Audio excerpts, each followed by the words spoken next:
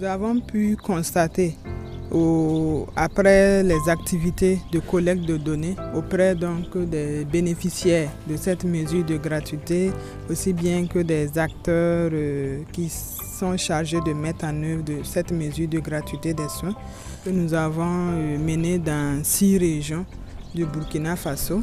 De façon générale, cette mesure est salutaire, encouragée par tous les acteurs interviewés.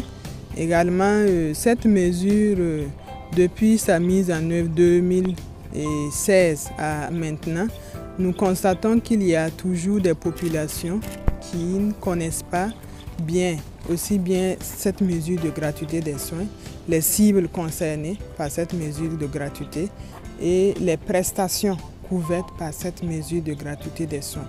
Et de ce pas, nous invitons en tout cas l'État à renforcer la communication dans ce sens. Et comme constat également, nous avons comme information des cas de paiement concernant cette mesure de gratuité des soins que nous profitons de l'occasion pour interpeller l'État par rapport aux voies de recours pour porter des plaintes pour tout cas de paiement. Parce que si il y a des voies de recours dédiées uniquement à cette mesure de gratuité des soins, je pense que les choses vont changer. Également, comme autre constat, ce sont les ruptures de médicaments notifiées par les bénéficiaires et puis les acteurs de mise en œuvre qui sont liés, selon ces acteurs-là, au retard de remboursement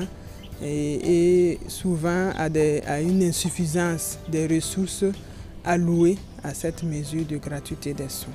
Donc, de façon générale, je pense que c'est ce que nous pouvons retenir de la collecte des données effectuée par le SPON au niveau des 6 régions au cours de l'année 2019. Nous avons des difficultés concernant la prise en compte de nos recommandations.